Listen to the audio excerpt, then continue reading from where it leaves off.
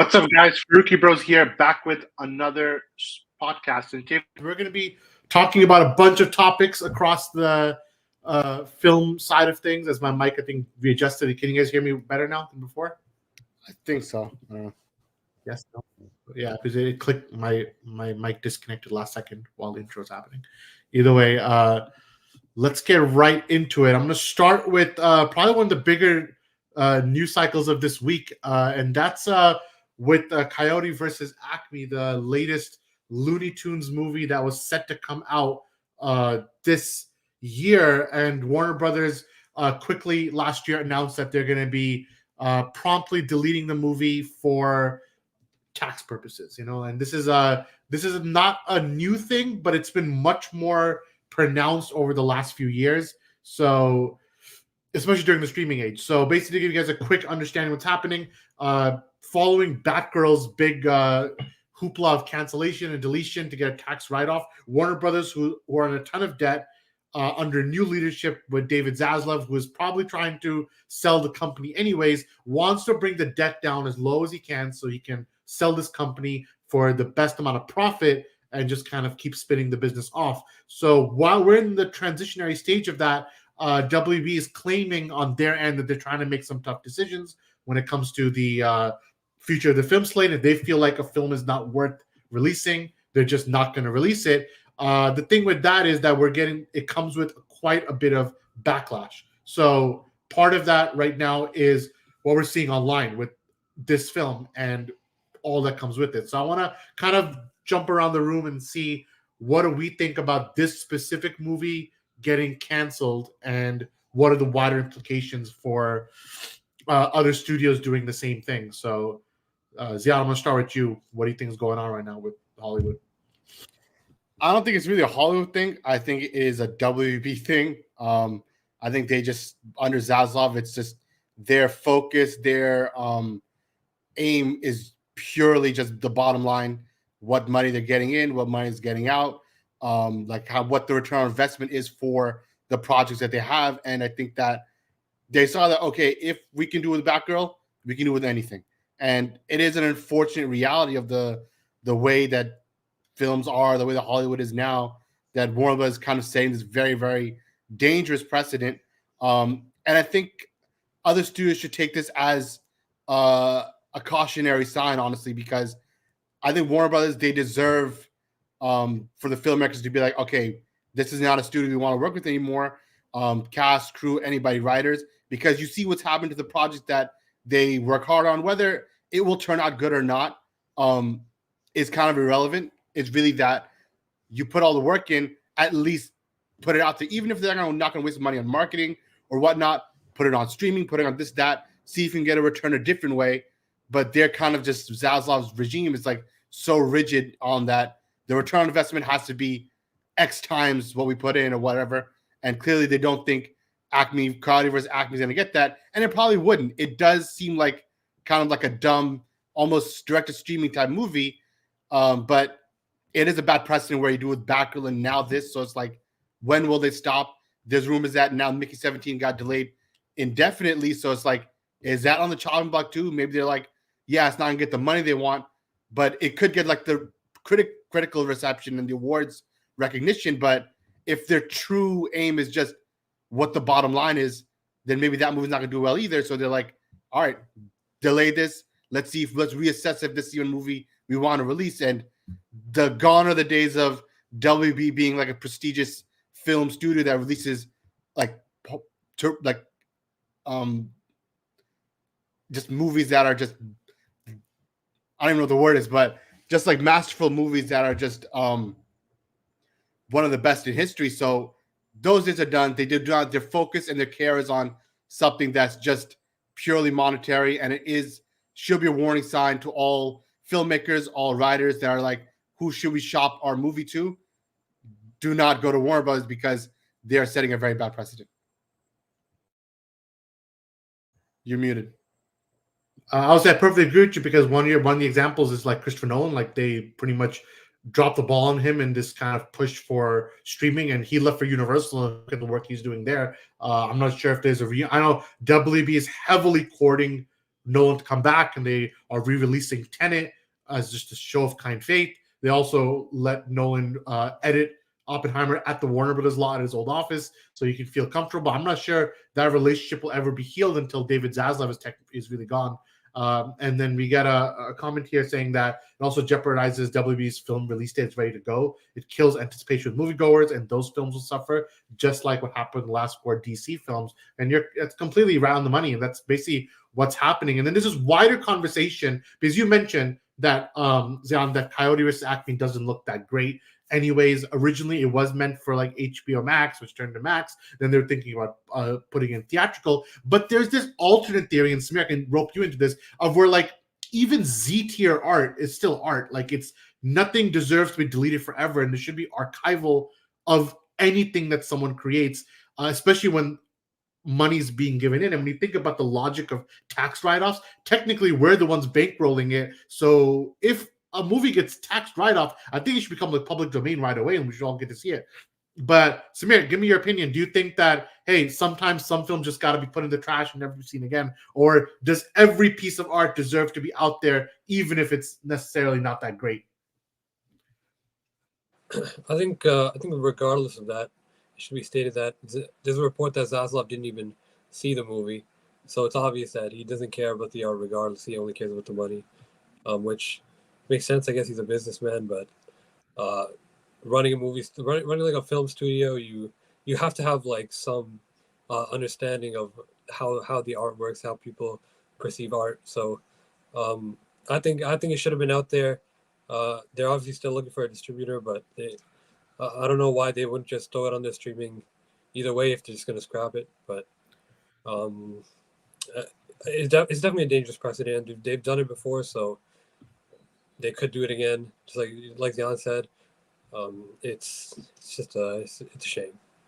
And it also, as one pointed out, that's not just Warner Brothers. Disney's also been doing their fair share, though they do it with things they've already released, particularly on streaming. So there's some examples like Willow, The Big Short, The Mighty Ducks, a Jeff Goldblum documentary, Why the Last Man, and things like that are being released on streaming. If it does horrible numbers, they're just like, get that out of here, because we don't want to pay the residuals. We don't want to pay for it to be on the platform. All these are little costs. They're like, you know what? Tax write it off. Who cares? And because of the direct to streaming approach where there is no physical media, and that's a whole nother debate if you want to get into physical media versus streaming. But because there's no physical media for these things, even when situations where things do get released and eventually get deleted forever off the streaming services with no place for it to live on physical, then you get the same discussion of like, what is this new push for tax write-offs for films because they've overcommitted in streaming, which I guess is somewhat everyone's fault, even us on the stream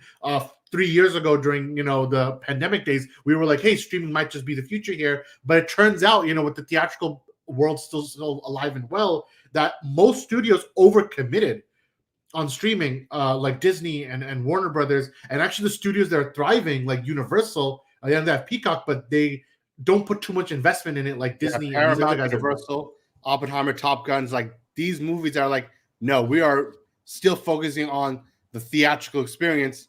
They're the ones coming out strong. Yeah, and it just now obviously, and there's also oversaturation, which we're seeing as well. But that's again, there's like 5 different topics in one, trying to get it off, but. And then there's he's mentioning here that the second option is risky. We almost saw that with Justice League when W said just released it off Zack's laptop with unfinished assets, and Zack fought against it. And that's 100% true. Like, there's no easy answer here if the studios are focusing on this like capitalistic nature of like releasing movies or not. But it's a nuanced topic, so I don't know. But I do think that Coyote vs. Acme should have been sold. I want to get into the business aspect of it for a second.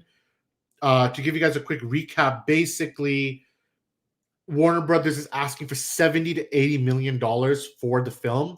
Now, if they tax wrote it off, they'll get about a $50 million tax write-off. So basically, they're saying if somebody wants this film, they want to get a $30 million profit above whatever their tax write-off is to justify it. And when apparently, according to reports from the Wrap, where there's a great article that came out about it, basically, Netflix, I think Amazon, and even Apple all inquired about it and all submitted offers for Coyote versus Acme. They're just not for the 75 to 80 million looking for. And apparently Warner Brothers didn't even give a counter offer. They're just like, all right, goodbye. And I think part of it is W wants to put this under the rug. That's why the Rap story released when they give a phone call, the executives to the director of the film, and they said, listen, we couldn't find a partner. It is what it is. We got to get this off our books before Q1 ends. Q1 ends in March, if you guys don't know how the fiscal season works. And then basically that's it. The movie's axed. So it's just something to think about. Like, I don't know. And then jump in again with saying that Coyote vs. Acme should have been licensed out, considering the reports about WB's consider licensing projects. And again, that's a great point because they've recently licensed out to Amazon the new Batman series by Bruce Timm and Matt Reeves. Like, that's not a Warner Brothers project anymore. That's off on Amazon, and Netflix has taken all the DCEU movies, which is so that they can access all like those original universe movies. So there's a lot happening at the same time. It's just interesting to see, what's going on. But yeah, like, I don't know. We'll see.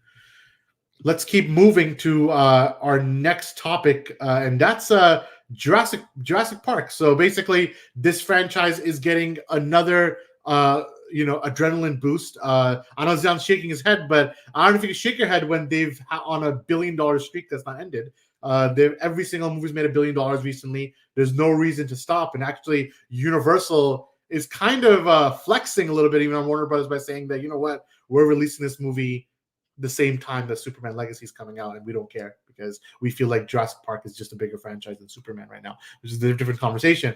But there was a director on it. He got departed because of creative visions. But I want to kind of get into, not should have been made, because when you make this much money, there's no way to put this franchise to bed. Even if the movies are bad, there's no way to put it to bed. So now instead, the question is, where would you want a new Jurassic franchise to go? And so, Zian, I'm going to start with you. If you were in the driver's seat at Universal Studios, you're like, okay, I can take this franchise anywhere we want it for 6 movies. Where would you take it? The only option is do a Planet of the Apes type thing. Move forward into the future where it can even be connected, pseudo-connected in a way. It doesn't have a full reboot, like a soft reboot where we know the dinosaurs are released into the earth now. Drop all that garbage human clone stuff. But let it just be, okay, there's dinosaurs in the earth, and soon as time goes on, the dinosaurs are obviously the apex predator. So as they multiply, as they grow bigger in numbers, the humans start getting weaker and less. They start becoming more centralized in certain safe zones. You can do kind of like a zombie movie genre, but with dinosaurs, since dinosaurs now rule the earth. They don't have to be like advanced society like Planet of the Apes, because that doesn't make any sense. But let them just be like the top of the food chain on the planet now, and now humans are just trying to survive among them and trying to figure a way that, how are we gonna either make them go extinct again, or kind of like a pseudo, look for a cure against a zombie invasion. You look for something to stop the dinosaurs. I think that's the only way you can go. If they try to do another reboot where it's, John Hammond starring Jurassic Park again, that'll just be garbage because you already have the perfect original film. Do not try to redo that. Do not try to remake the story or any aspect of that. The best place to go is the future for this franchise. It's interesting because I kind of agree and disagree, because I'm like, there's like this sense where the bigger Jurassic Park has gotten, the worse the movies have been. And for me, there was something so simplistic about like the biggest problem being that one T-Rex, and then like just struggling to face it. And then now the most recent movie, basically the MCU, where it's like, here's your Avengers Endgame. Here's all the characters in one movie, and look at these hero shots of everyone. I feel like the franchise took a very wrong turn. Before you go ahead, let me just give one counterpoint to that. They already did that. It was like a New Hope versus Rise of Skywalker. They already did that with the first Jurassic World. They made the same type of movie. So why would they do that again a third time? I don't think that makes sense. Maybe not do another park thing, but like, whatever it should be small scaled. I feel like don't go end of the earth. Don't go like something's crazy happening. Where let's do something small, unique, intimate, a few group of characters, a couple of dinosaurs. You can make it happen. It's not out of the question. Samir, I mean, I don't know. I don't know if you're a big fan of Jurassic Park as a franchise, but if you are, where would you want us to go? I haven't even seen the last one. I don't know what they were doing. You can skip it. I think Zion was cooking with that. I think that would be pretty good. I think it would be pretty grounded to have like a few human characters trying to survive, like a zombie apocalypse type. There's nowhere to go. You got to try to survive. I think that could be something better than what they did with the first two Jurassic World movies, where they what did they do? They made a dinosaur. Something like that. Yeah, it's like more like human genetics interfering and kind of pushing that angle. That wasn't that good. Yeah. I mean, my thing is this, okay, and I'm gonna go to Umar in a second. But This guy, if you're gonna make it, this guy was like, "Oh, I wanted to be a more intimate story with just a few human characters," but you don't understand that when they do that, it's not going to be like the full depth 3D characters that we have in the original Jurassic Park. It's gonna be like the human characters we have in the Godzilla movies, and that's what you're asking for. no, but not necessarily. It depends which director they put, which is my next point. I was thinking, who's the right mind to take over this movie? Because the guy that had him, and now his name is. Let me just search Jurassic Park quickly because I need to get this guy's name right on the news. Oh yeah, David Leitch. David Leitch. He was the guy who was on Jurassic Park for this new franchise, but he just left yesterday, which is why I had it on the stream today, because for creative differences. So whatever he wanted to do, Universal didn't want to do, and I don't know if that's a bad thing or a good thing because maybe they want to get something safe. Excuse me. So my thing is this, like. For this franchise, there's the highs of the first Jurassic Park, and it's been kind of a downward spiral. I'm not going to say it's not been, like where every movie's worse than the last movie. But they said what we know from Universal and one from rumors is that this is going to be in the future, and that confirmed no actors are coming back. They don't want anyone coming back. They want you to be fresh. So I think there's the Planet of the Apes thing is a good angle, but I don't know. Umar, number one, are you into Jurassic Park? I don't remember if you ever watched those movies as a kid. And number two, what do you think they should do with this? Because, like, we don't want to get. This is the era of franchise fatigue. People are tired of Marvel. People are tired of Star Wars. People are definitely tired of DC. So, what can we do to not keep people tired of Jurassic Park? Give them something fresh that hasn't been done before. So, do something that you haven't done it in the previous movies. That's how you keep it fresh. It doesn't mean it'll do well because you still have to kind of. I guess like you have to see where that goes, but at the same time, I'm not into Jurassic Park like that. I didn't watch any of the previous movies except I think I watched the second one, which I don't remember that well. But yeah, it was a pretty good one. Jurassic Park. Yeah, I'm not into Jurassic Park like that. Fair enough. But it's the one where the plane. It's the one where the plane in the beginning of the movie lands in the. That's the third. I think that's the third movie. I think it's all of them, but it could be the second or third movie also. It could be all of them. It could be all of them. Same way. And if that's all of them, you just got your answer right there. At least three of them started that way. Then the last thing I'll talk about is the release date because these guys, like I said, I don't know if you were deaf when I said it, but Universal Studios being very aggressive. They're putting this movie at the same week, 1 week apart from Superman Legacy. So that means basically. Universal's telling everyone, including Warner Brothers, that we're not scared of you, and we think our Jurassic Park movies, which have made $1 billion every single time, can beat Superman very easily in a head-to-head at the box office. Now, Warner Brothers also not budging. No one's budging. So they're like, okay, we're about to hit a showdown now between Jurassic Park versus Superman. The question is, Umar, which one is going to win? If they both do release the same time, if they both hold their release dates, who do you think is going to win the box office war? I'm gonna go with Jurassic Park. To be honest, I feel like it would. I feel like Superman just doesn't do well, like ever. So, like, what did Man of Steel make? Man of Steel made what? 670, yeah. And Jurassic Park has never not made under $1 billion. Yeah, so I feel like historically, I think it's just gonna continue that way. Even if they don't do well, I think they'll still be under. Even if they don't make $1 billion, Jurassic Park, I think they'll make somewhere around 900. And I feel like Superman's gonna cap at like 550, maybe again. Maybe 650 if it's like a really. I'm thinking under 600, but yeah, because if even the Batman couldn't make over 700, then I don't think Superman's making in the 600 range. I think it depends. Fatigue is too high. Fatigue is too high, I think. Yeah, fatigue is one thing, but they gotta market it properly. Like you should go all in. I think the Man of Steel marketing was pretty good actually. Yeah, but DC's also been a downward spiral. I think audiences are just tired of DC in general. Like, there's been no well-performing DC movie in years, so I don't know. Samir, who are you taking? Jurassic Park? Are you taking T-Rex or Superman? Who are you taking to win the? I think they could use Jurassic Park to like catapult their views. They could just put on the same day, do another Barbenheimer, sell it as another Barbenheimer thing. Maybe Jurassic Man, Super Jurassic, Jurassic World, Super Park, Super World, Super World. John, what about you? Who's winning this? It's gonna be Jurassic Park, obviously. Actually, it's unclear. Superman, I think it will be better than 600. I think it will be close to like 800, 900. Because this one, way. I'm telling you, because of word of mouth. If it actually is it's tripping, good bro. and it's like a nice, fun family movie, then people will come out to see it because then it will be a real challenge to Jurassic Park. Because Jurassic Park is something, oh yeah, the whole family goes to see. It's fun for the kids. It's fun for the adults. But It's not making the Batman, ever, bro. it's not fun for the kids really. So But it's I still think Batman. this Superman, it can be, well, this specific Batman. I think Superman, this movie, it can be more of like everybody come together and watch it. That Man of Steel clearly was not, because a lot of people did not like the very dark or the very serious tone of it. This will be the opposite, clearly, from what it seems like. I think it'll bring more people in. Guess we'll see. I feel like people bring their kids to watch the Batman stuff anyways. Like they don't really care about the fact that even if the film is like a little bit more adult. Like the last one was more adult. Like you have Batman going into like what the hell is it called? The iceberg lounge, like 3 times in the movie. Yeah, like it's fine. Like people don't.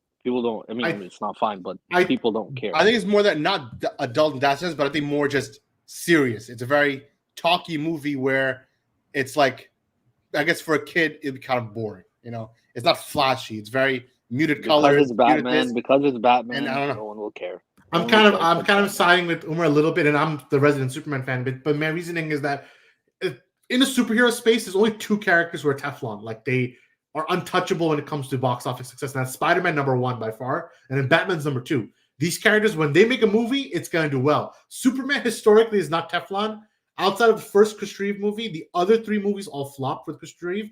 Superman Returns flopped, and Man of Steel did well, but not Batman well, because Dark Knight Rises made $1 billion, and then Superman came out making 600, so clearly less people saw it. And then BVS made 800. That's because Batman was in it, and then Justice League made 600 because, well, again, there's fatigue, and then downward spiral from there. Joker made $1 billion. That's Batman adjacent, and then Batman itself with Matt Reeves made 680 or something, right? So Superman, if I had to guess, I'm thinking low 600s if it's doing well, 500s if not, because you look at how bad Blue Beetle did, and it's just really bad. Like no one's interested in showing up. I do agree. Superman's gonna get a boost just being Superman and being fresh universe. They market as brand new, nothing like connected. People might watch it. But I'm not picking no 900, man. I don't know about that. If they do make 900, then that universe is on a good start. I feel like also they shot themselves in the foot because they got a bunch of actors that don't actually have any clout. Like if you actually went out and got really, really good actors, even if you wanted a fresh Superman, but you got good actors to play everybody else, I feel like that boosts your which is what Man of Steel did. They picked a new person in Henry Cavill. Roughly, there was no real Henry Cavill didn't have a big resume, and they give everyone else around him like A-listers, Kevin Costner, Russell Crowe, Diane Lane, like Amy Adams. They put like multiple strong actors around them. And Michael Shannon as Zod, like that was like a well-casted movie. So even though Superman maybe is the weakest cast of, like Henry Cavill was the weakest cast member of Man of Steel, the surrounding cast was so good that it just elevated the movie. This movie, I agree, just a bunch of weak casts. Well, it's because also the budget. They want to make these movies for cheaper. I think one of the things that David Zaslav, which we talked about in our first topic, he wants things to be as cheap as possible and make as much money because he's trying to sell the company. He doesn't really care about Warner Brothers. This is just a temporary time so he can spin it, right? So that's why he probably told James Gunn and everyone, hey, you have a limited budget, which means no A-listers. You got to just pick regular actors. But this is a perfect segue to our next topic because I want to talk about Supergirl, who has now been cast in the DCU, and that's House of Dragon star Milly Alcock. I hope I'm pronouncing her name right. She starred in House of Dragon as the main cast member, and apparently James Gunn saw her in the series, and this was before The Flash came out, and said immediately that this is who he wants as Supergirl. But publicly at the time, he was saying that I'm still talking to Sasha Calle to be Supergirl. So I don't know, more crisscross from James Gunn. But regardless, Supergirl has been casted. There's some mock-ups of how she might look like. Here's from one artist. I'll leave a link in the description for how he do it. But this is how Supergirl is going to look like. Basically, she's heavily going to be based on Tom King's run of Supergirl. This specific comic book run of Supergirl is very dark, very edgy, very violent. They're trying to, and the reason they're keeping her in this movie this way is that she's going to be the juxtaposition, like she's going to be the other side of Superman's coin. So Superman's going to be the Boy Scout, very nice, homegrown, and then Supergirl's going to be like someone who's very edgy and all over the place, and that's going to be the dynamic they're going for. And so I'm going to go first on this. I think if this is the type of Supergirl they're trying to go with, like not the sweet Supergirl, but a very like I'm going to kill everyone around Supergirl, holding a sword Supergirl. If they're going with that Supergirl, I actually like this casting. I think I don't know, you guys, I saw some episodes of House of Dragons. I didn't finish all of it, but from what I did see promise. I think it is a solid casting. Maybe a little uninspired, like kind of too obvious to like not do it, but I do think it's solid enough that she could potentially lead her own movie. She is rumored to show up in Superman Legacy. It's another character adding to the very big list of characters showing up in that movie. So they're trying to introduce a lot of people. I don't think she's going to show up for more than a post-credit scene, to be honest. But if she does show up, I think they're building up the Superman universe, which honestly, as a fan of Superman, I don't mind because he does have a pretty wide mythos, contrary to what Samir might think as a boring character. But I think he has a solid cast if you develop it. We know Crypto's in the movie, and there might be Crypto Superdog, which is Boo's favorite. So there you go. I mean, Umer's favorite. There you go. So this thing's happening. I'm telling you, this movie is gonna fail so badly, but it's fine. All right, so Zian, I'm gonna go to you next. What do you think about the Supergirl casting? I think the casting is fine. I think the direction they're taking it is a strong one, and it's a surprising one too. Because with James Gunn, it's like you're right. You don't know because he might go the lighter route, but if he's going this route, yeah, you're right. It'll be a good juxtaposition to the way they're making Superman. So then Supergirl will be like the antithesis to that in a way, and it'll create a good dynamic because then they can both teach each other lessons. They can both teach each other things that they can both use like story-wise for their characters, and I think that'll work well. I think I haven't seen House of Dragons, but I think the casting looks fine, and I've heard all the good things about her performance in the show, so I have no issues or qualms about that. Story-wise, I think her showing up in this movie will just overblow it you more, even if it's a post-credit scene. If this is really Superman's first go around, he's a young guy, give him the 100% focus. If you throw another Kryptonian there already, then story-wise, I don't think it doesn't make sense. Like, because they're kind of going a pseudo way of like a different direction. What Zack started that, oh yeah, how will the world react to the super being? And that's what this movie's about. And then just society or whatever they're doing and how they're going to react to him and how he's going to react to them. If you suddenly, even in the post-credit scene, throw another alien being, a Kryptonian, that just muddies everything up. Do not introduce this right now. Let's wait at least till the second movie. Let this one be just one pure Superman and how the world reacts to him, how he reacts to the world. Samir, I know privately we discussed you weren't that hot on this casting. I mean, have your mind changed? Are you still not feeling it? What do you feel about the Supergirl casting so far? I think my mind will change when I see the movie. I got to see her in the movie, but I don't know. I feel like they had a lot of options, and they just went with whoever is like has the most hype right now. I mean, she had a lot of hype around House of Dragons, so that's why they casted her, I think. But I'm not sure how I feel about it. And what about her showing up in Superman Legacy? Think it's a bad idea, good idea, overblown? Should wait for her own movie? What do you think?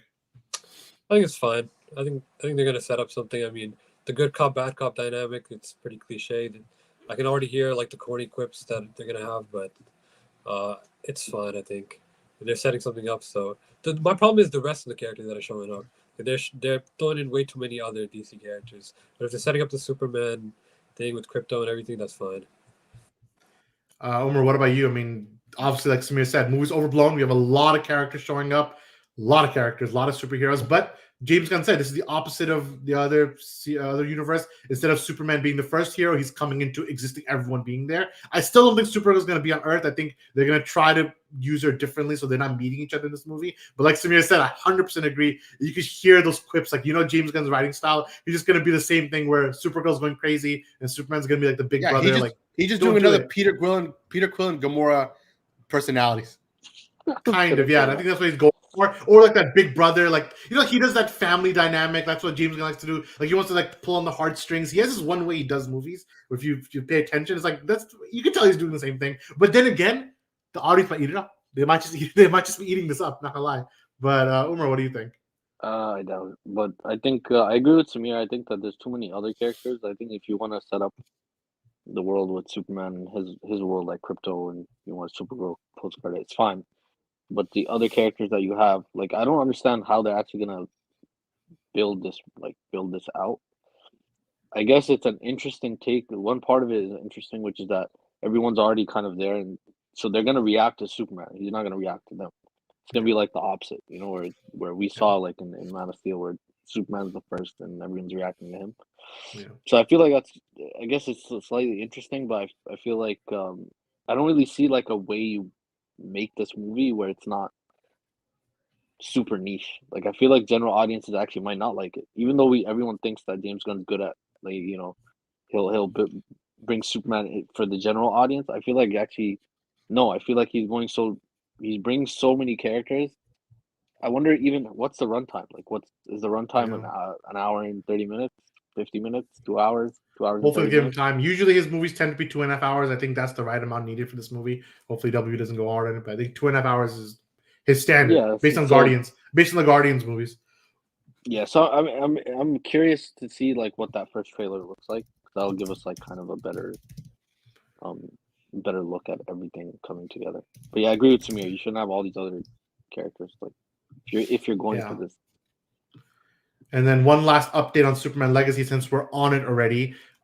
They've announced that composer John Murphy will be doing the score for Superman Legacy. So what else has he done? So he's done everything for James Gunn. So if you're used to hearing the Guardians of the Galaxy score or the Suicide Squad score, that's what he's in. To be honest, when I heard that, I wasn't that happy because when I think back at Guardians of the Galaxy, I don't think any of the score is memorable. What made Guardians of the Galaxy memorable from the score, from the music perspective, was the songs and the song drops. But I don't think those needle drops are that appropriate for Superman like they were for Guardians. So, like, when we think, like, what is the actual theme song for Peter Quill or Guardian? Like, I remember pieces of it, but I don't really think any iconic is coming out.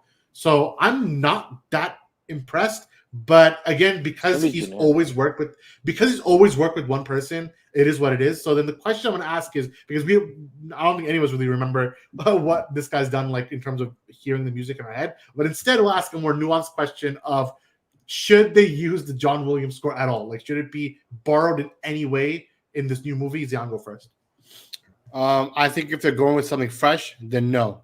Do not touch it. Do their own thing. Go fresh. Otherwise, if they're going to use it, then use it. Take that and use it as its own. Otherwise, do not do a mishmash thing. Do not do like just like theatrical cut garbage that they did in that one scene. Just do their own thing. Do it fresh if that's the direction they want to go. Do not give any hints. Do not give any even a little bit of sampling of that. Keep it separate. Keep it fresh, like Hans Zimmer did. Samir, what about you? I think they should do something fresh. Yeah, I think they should use it at all. Yeah, that's it. And Umar, what about you? Fresh? Or I think you should just use it. To be honest, I feel like it's idiotic not to use it. Just use it. Okay, everyone knows it's Superman score. Use it, and I feel like don't do it. Obviously, like freaking Joss Whedon did it. Like, don't do it like that. Like, don't use it in the one part where he's evil, where it doesn't make sense to use it. Use it when he's flying around and Superman, he's saving kittens off trees. Do that, right? Use it, blow it up. But then in the scenes that are not that, give him also your own. Like, Clark should have his own iconic kind of score. Has nothing to do with anything previously done in the previous movies. That way, you kind of, it's not mismatch. Like, it's not like you're not messing around too much. But I feel like give Clark his own score too. I want to see that. In the comments, we're dropping in that key. Milly is great, but Zion has a point. Superman Legacy is starting to feel stacked in terms of the cast. And then as for John Murphy, I feel it's safe but uninspired. And that's pretty much what I'm thinking too, because I'm looking at his IMDb where I have it open on the side, and I'm seeing Guardians 3, Suicide Squad, Kick-Ass. I guess that's one thing. Miami Vice. Trying to look. I don't see much 28 Days Later. Nothing that's coming out as iconic to me, to be honest. So, and in terms of answering the question that I already asked you guys, I think I'm going to go with Zion and Samir that I prefer not doing it. Let's just go fresh. At the same time, how do you match up to Hans Zimmer and John Williams? That's like, again, like we're just talking about the cast again. Look how stacked the cast was for Man of Steel. But it's not just the cast. Look back at Man of Steel. Look at the production. You had Christopher Nolan on the story. You had Hans Zimmer on the music. They made sure you got the top of the top of the top to handle this. And now we're just getting generic to handle it. I don't know, like even for the Batman, like when I heard the Michael, I forgot his name, I'm not fully getting, but he did the Spider-Man score, he did the Batman score. At least I thought, okay, when I heard the Tom Holland Spider-Man score, it's not my favorite, it's not even my top 3 favorite Spider-Man scores, but I thought, okay, at least there's something there that I can take off. And then he did his Batman score, and I was very impressed. I'm like, okay, this sounds really good. So I'm hoping that there's some kind of similar surprise that happens with John Murphy, but that's what it's looking like right now. So let's see. He went how off, that goes. bro. In the last Spider-Man Yeah. movie, he actually went off. Yeah, he did a good job in No Way Home also. But I wish he did use some. Go ahead. He did Up too, bro. He did Up. He did a lot of Up, Disney. yeah, that was a big one. Yeah, he's big on Disney. Yeah. Yeah, he did a lot. That's why. Yes, this guy didn't do anything. I was actually thinking he was going to be picked for Superman, and he wasn't. I was kind of shocked. Like the whole time, I thought, oh yeah, they're just going to go with him. Like this going with Michael. Like he did the reboot Spider-Man score. He did the reboot Batman score. Just give him the trilogy. Give him Superman also. Like what are you doing? Actually, Loki, that would have been a good idea. Actually, Yeah, but they didn't go. They didn't go with him. I guess James Gunn is going with someone. You know what it is? He always goes with his friends and family. You know, just a day ago, before his casting, it was up in the air that his wife could have been Supergirl. Who knows? On that note, they announced that Peacemaker season 2, all the cast is coming back, including Stop. Why do we even cover? Everyone's coming back. Well, that's part of the universe. They asked him. They said, "How's it going to connect?" He's like, "Don't worry, you'll find out how it connects to the universe." I'm like, "Okay." All right. So it's been a heavy one. Legit question, okay? How did John Cena make it into this universe, but Henry Cavill couldn't? I don't get it. It's not making sense. Listen, we were about to get WWE. You know, we had The Rock, we had Henry Cavill, 100% of the prediction also for the new universe. 100%. Batista's showing up. He's pulling up. I'm telling you. He's pulling up. Somewhere, what? I don't know. Somewhere he's gonna be there. Nah, he should show up. He's actually a good actor. He's a guy for what? I don't know what. Don't give him a stupid role like and say, "Oh yeah, here it is." Yeah, they have to give him a good role. But knowing James Gunn, I don't know. He'll be King Shark. Exactly. Give him something stupid like, "Oh yeah, go be Kilowog from Green Lantern." Like, don't do it. I don't want to see that. He will literally be Kilowog. I don't want to see that, bro. I don't want to see that. That's not even that bad. He said, "I don't want to be." His one thing was, "I don't want to be in pain." His one thing is, "I don't want to be in pain." You know, he could have been a good Lex Luthor if he really thought about it, but I guess they didn't go that direction. That would have been a very interesting direction. Would have been a good Luthor, a physically imposing Lex also. He would have just been the guy from Cabin in the Woods. He'd just be that guy. Okay, that's not bad. Yo, when I saw Cabin in the Woods, I thought he could have been a good Mr. Freeze. Like, if they wanted it. Who's the Lex? This guy saw him wearing the tiny glasses. He's wearing the glasses. I'm like, I can see Mr. Freeze now. Oh my god. Or Clayface. I can see all these things. Excuse me. Umar, the first topic you didn't answer. I don't know if you want to kind of take a crack at it because taking a shot at WB is your favorite thing to do. So we'll do it once. But I don't know if you saw that the Coyote versus Acme movie is getting deleted. The whole concept of Warner Brothers and Disney, for example, are deleting movies very quickly to get a tax write-off. And do you think that like this new trend now with Batgirl, this movie, just hey, we don't want this movie to come out. We'll just get rid of it, tax reasons, whatever, and never sees the light of day. Do you think that's normal? Do you think they should it's not ethical, bro? It doesn't make any sense for the artist. Imagine you work on something and you like craft it, even if it's not great. Like obviously, I don't know about what happened with Batgirl. Like if it was as bad as they said, but like it's idiotic. Like at the very least, release it somewhere. Like if you don't want to release it theatrically, like bro, people worked on that movie for a couple of years or whatever it was. Put it out. So yeah, just put it out. Like no one is telling you go and market it, and spend a lot of money on it. No, but just at least release it. Also, it's money. You'll still make something on it. Yeah, make something on nothing. Exactly. But everything wants to be just accountants trying to number things away, and it is what it is. That's what I hate about Warner Brothers. Hate. It's like a company. It's like a. They just want to reduce debt. Like I started. They literally said our only goal is we want to reduce debt. We want to reduce debt to companies so we can sell it quickly and we can sell it at a profit. That's all they want to do. So by reducing debt, they can take tax write-offs, delete films, put this here and there, whatever. But to Samir specifically, make Samir pissed off. But I'm going to bring it up. I know we haven't brought the Snyder Cut in sometimes, but we're lucky when we got that when we did because there's no chance it comes on today's era. Not with David Zaslav. That would have been get out of here, tax write off that too, but there's no reality. Like that had the perfect storm had to happen between the pandemic and then we're releasing HBO Max. Yeah, it wouldn't have happened in today's era, but it happened back then. Yeah. They should have wrote off the theatrical one. That I agree. But all right, last topic. This is gonna be quick. Me and Zan's rapid firing it because we saw a press screening for the movie Argylle last week. It's probably one of the biggest flops of the last few years. $200 million budget, it only made like 18 million or something. It has done very poorly. Henry Cavill's in it with his box haircut and everything. But Oh God, this is that movie. Oh, this is that movie. Yeah. So Zion and I saw it last week, and we didn't get to stream it last week. So I'm gonna give my quick thoughts right now. I thought the movie was very messy. Did not very much enjoy it. I think it was full of every single cliche in the book. They put it into one movie and they decided here it is. To be honest, I'm not a fan of Michael Vaughn. Is that his name? Am I making his name wrong even? Let me get his Argylle director. Matthew Vaughn, yeah. I'm not a huge fan of Matthew Vaughn as a director. I'm not even a big fan of Kingsman. I know it's Umer's favorite movie, but I don't even like Kingsman. So as everyone is gone, just me and Samir now. I'm not a fan of Kingsman. I don't think he was a good fit for Superman. I'm not like a big fan of his genre of movie making. Thank you. Yeah, it's just one of those days. Like all the names are crisscrossed in my head. And yeah, the Schwarzenegger haircut. So for me overall, I gave it 2 out of 5. It's nothing special for me. It's I think the first act was fine. I actually am a fan of Bryce Dallas Howard, so I think she did a good job for all it's worth.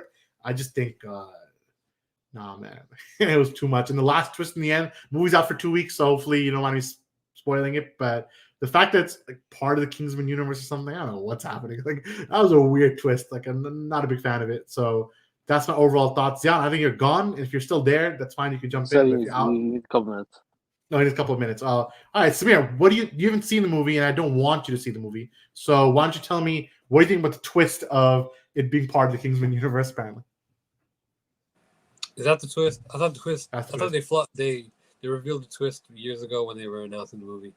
Like no, that was the in movie twist, but there's like 10 twists in the movie, and they all get progressively worse and more convoluted. Kingsman universe. I don't know. I hate the Kingsman universe. I mean, I like the first. Too. The first. Me too. First one was okay. The first one was decent, but then they started spiraling. I don't know what was happening. Anything was happening. I'm like a Kingsman not enjoyer. I didn't keep up with the lore. I just like I like the main.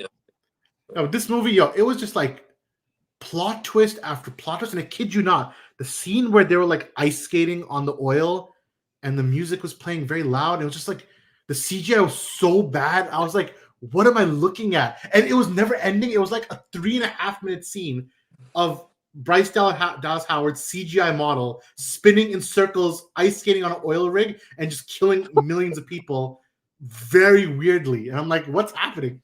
The scene of her and her co-star, and they're like when all like throwing all the smoke bombs and everything. That was interesting. That was fine enough. Co-star. That was fine enough, but I don't know, man. Let Zing go off now, bro. John. Yeah, it was a bad movie, but that's it. It was just a bad movie. I thought you were gonna say, but it was okay. It started out all right. That's the problem. Like, the first thing was good bad when it started, and some of the editing where it kept switching from like Sam Rockwell's character to Henry Cavill, I thought that was all right. That was good editing, but it just kind of just fell apart as the movie went on. And it got more convoluted and more dumb, and it was like, yeah, there's some like twists here and there, very predictable, and honestly, it just fell apart. That third act, it was like completely detached from what the rest of the movie was.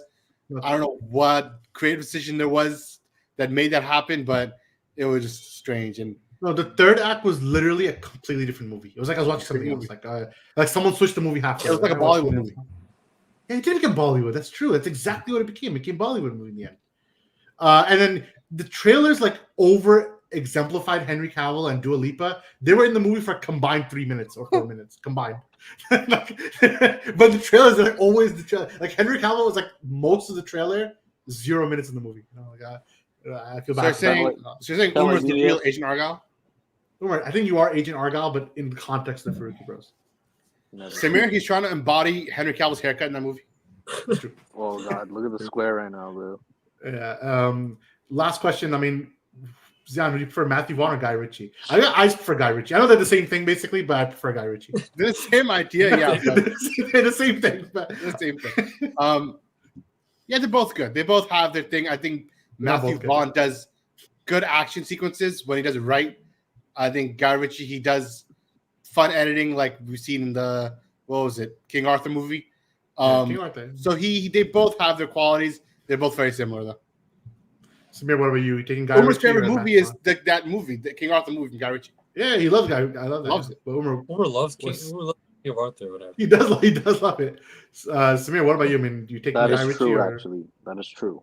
I mean, That I was a guess good movie. It wasn't bad. I guess we have to wait for Yeah. the new. What was that movie called? The new movie that Henry Cavill's in. Oh, that's the Guy Ritchie movie. Yeah. Yeah, that's the Guy Ritchie movie. Why is Henry Cavill working with both these It's like Man guys? from Uncle. It's like Man from Uncle again, but Henry Cavill's in it again. You know, Man from Uncle. It's pretty similar to Kingsman, but I like it more than Kingsman. They're both bad, but it's better. Yeah, Man from Uncle is a little better, but they're both kind of bad movies. That's true. I mean, I guess we'll have to see after the next movie. I think that one looks all right though. I think he's gonna act well in that movie as more of an unhinged guy. Just because the Kingsman franchise, I don't know, it lost its mind or something. I don't know what happened. But that's why. You didn't see the end of the movie. They're like, Argylle will return. That's crazy. Will he really? That's what they said. Oh, Yeah, he didn't something say like that. He said he'll return, but as someone else, like as a Kingsman character or something. All right. Last topic of not even topic. It's like our funny question of the day, which is not even a funny question. I just found a cool image on Twitter. Everyone was like debating their favorite DC animated show. So I'm gonna put it on for the four of us to do right now. We gotta pick. I'm gonna get rid of this banner real quick. All right. You gotta. Should we do a pick one or lose one, or should we do like what should we do? How do you want to do this thing? Where's the Batman? Oh, it's right there. It's right there. Yeah. All right. So we got to. All right, you can only pick one. The rest are gone, bro. They're gone. So you got to think hard about it. So only one. All right. Pick two when the rest are gone. Two. You can pick only two for the rest of your life. All the other shows are dead in the water. All right. That's Three. actually a no. Nah, you go pick two. Make it hard. And then we'll pick the worst one too. All right. John wants Harley Quinn, but he's That's obviously the worst one. All right. Not counting Harley Quinn, we have to pick the worst one. All right. First, Jan, you go as your best. What's your best one?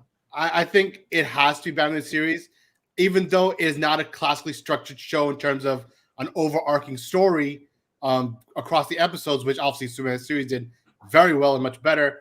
I think even just the individual episodes in Batman series, they're so well made, and the story is so good on many. Obviously, there's some like kind of dumb ones where like the mayor's kid is with Joker and stuff like that. That's kind of like, okay, yeah, it's a dumber episode.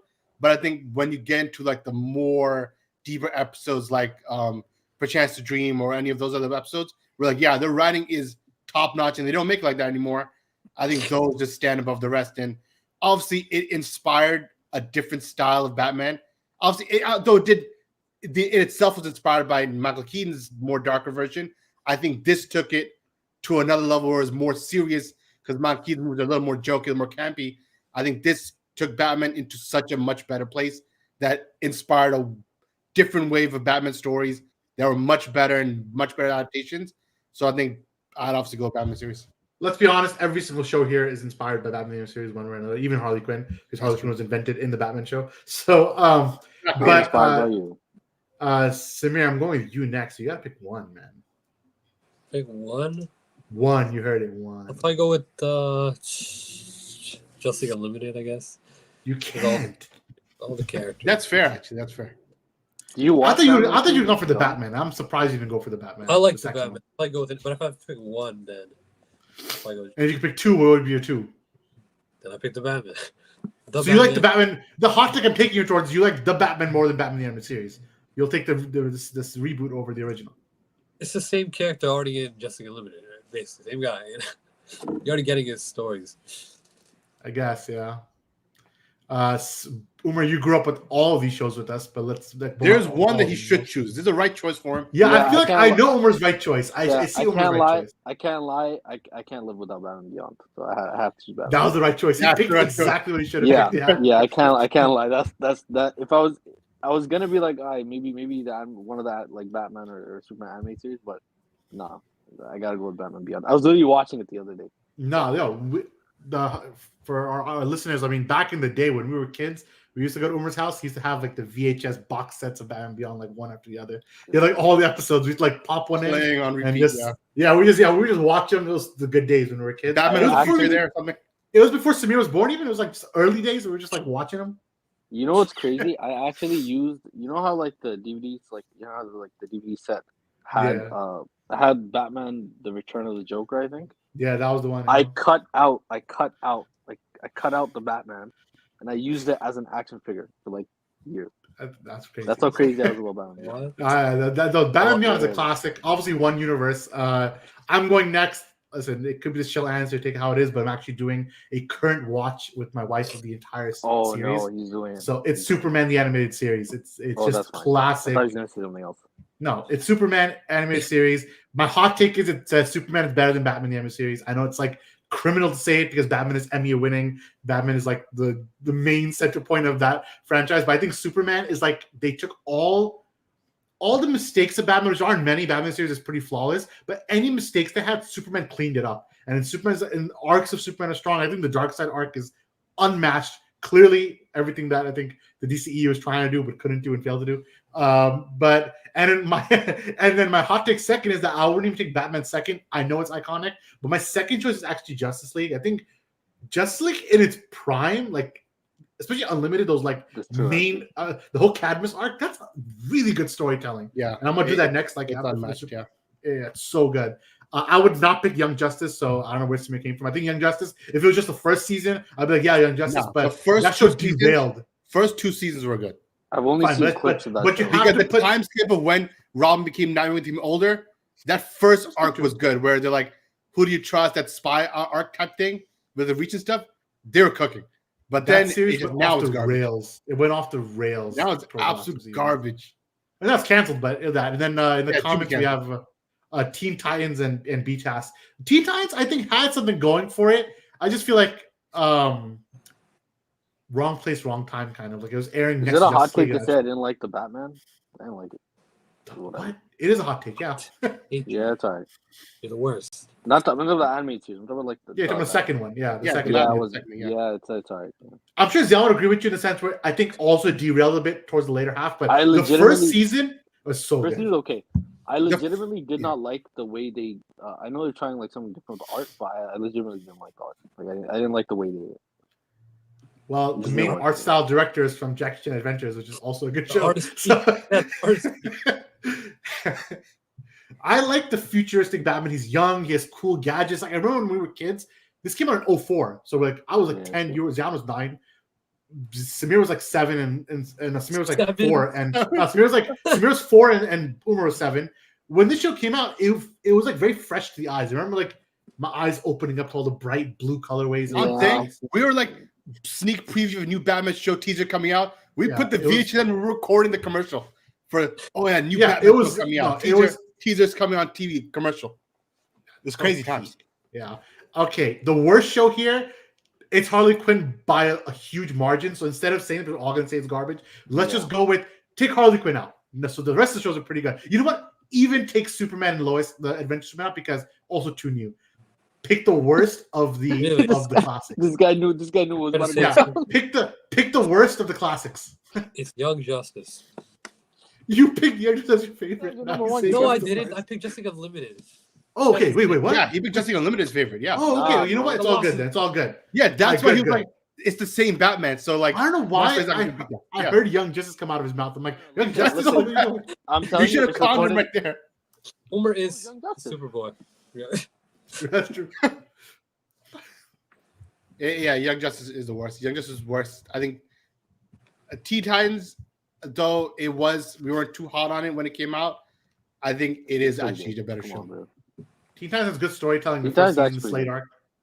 But yeah, Young Justice. If Young Justice canceled the season 2, I would have said it's better than Teen Titans. So true. But I the agree. more it went, it ruined its own legacy. And the last season was unwatchable. So It was dog water.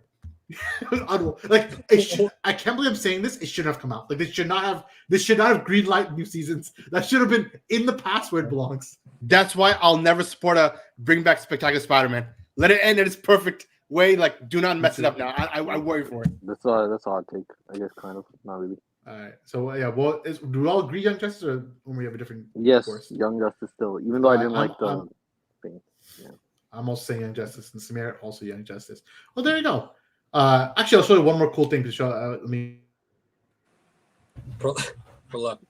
What's worse, Superman and Friends or Teen Titans? Superman and Friends. Is that what it's called? Is that what it's called? It's called My Adventure of Superman. All right, we're talking about Superman Say that. series.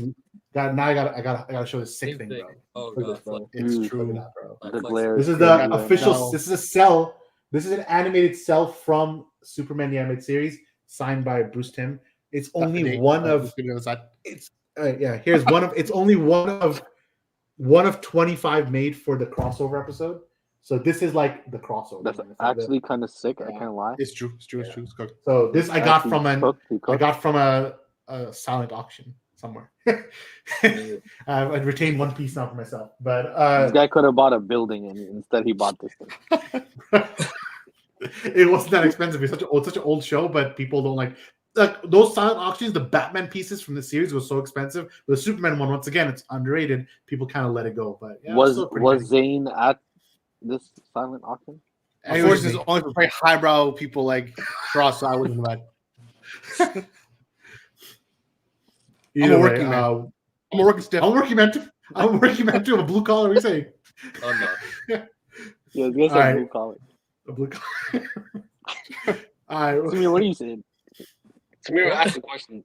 Samir, ask the question before you. Yeah, what's the before you worst? show us that thing. Adventure of Superman or Teen Titans? It's My Adventure of Superman. That movie's still on his movie. That show is still on his like baby legs. Like they're just not even walking yet. Okay, So, be honest, Charles. Is it actually Loved good? Should I it actually so get much. into it? Should I give it a try? Loved it. It's like basically It was like exactly his what James favorite. Gunn Superman's gonna be. But you loved it. You know what?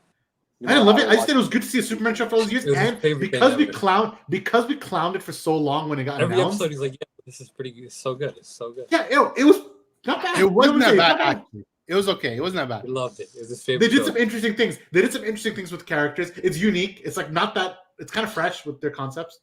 It's like anime. It's like a Superman anime. Can't Superman like teleport or something? Didn't they give him new powers? Yeah, they give him like different powers. He's different. He's a little different.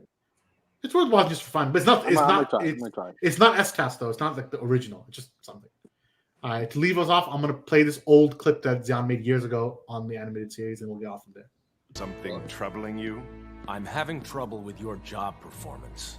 All I've ever done is give you what you wanted. Not anymore, Luthor. Show's over. Maybe for you. A gift from your adoring public.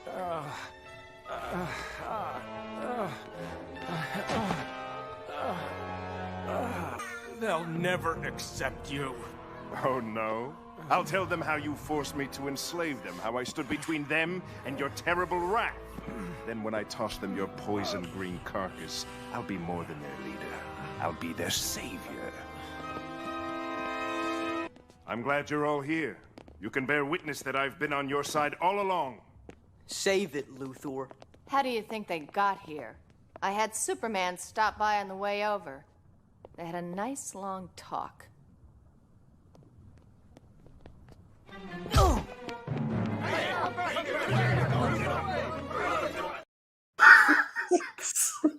So It's so good.